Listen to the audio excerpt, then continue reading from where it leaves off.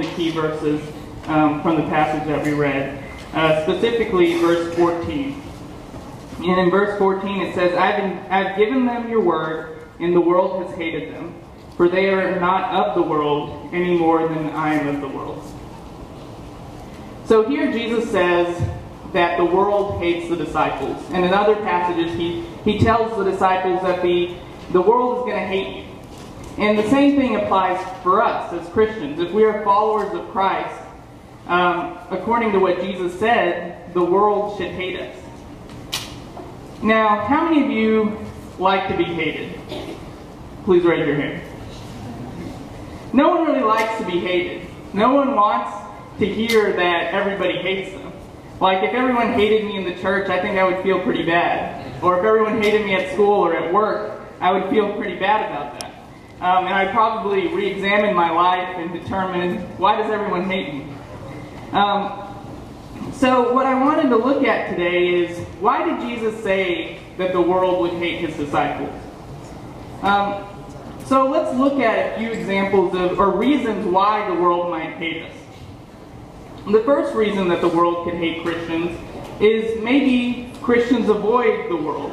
They avoid people of the world. So if someone's avoiding you all the time and someone doesn't interact with you, the tendency is that you won't like them.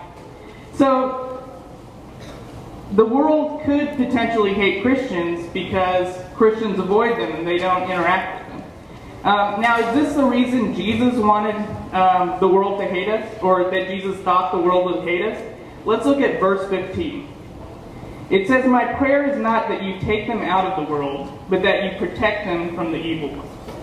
So it's clear that Jesus says that we will be in the world, but not of the world. Our battle is a spiritual battle.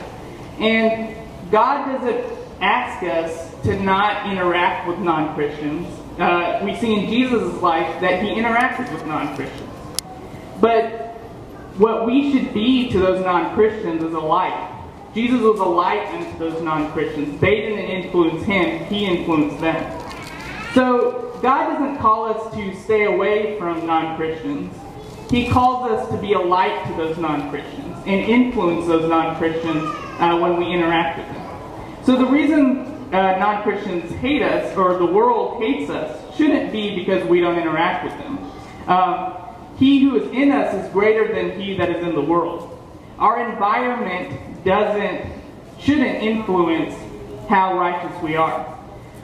We should overcome the world through the righteousness that's inside of us. Even if you're at home, you're still tempted to sin, and the devil fights against us even at home. You can sin at home even the same way that you could sin at school or at work, or if you went to a sports game or something like that. The environment doesn't influence us. We should influence the environment.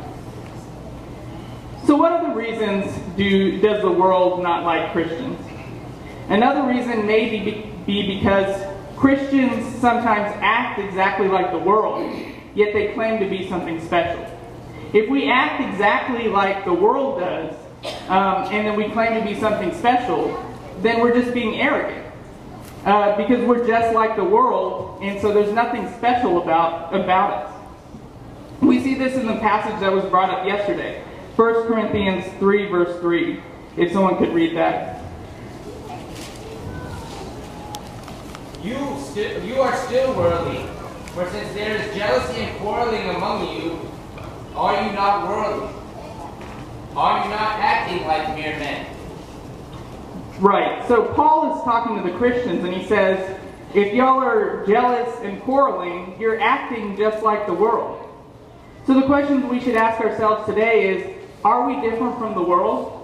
When we're in stressful situations, do we have a peace that passeth all understanding, or do we act just like the people around us? When we're disrespected, do we react just like the world reacts, or do we react in the humble way that Christ taught, where you turn the other cheek? When we have people who are acting unethically around us, do we act just like them? So we must be careful that the reason the world hates us isn't because we're just like them and we're being arrogant. So then why does Jesus say that the world will hate us? If we go back to verse 14, he says, I have given them your word, and the world has hated them, for they are not of the world any more than I am of the world. The key thing is, Jesus gave the disciples the truth. He gave them the Word of God. And that truth sanctified them.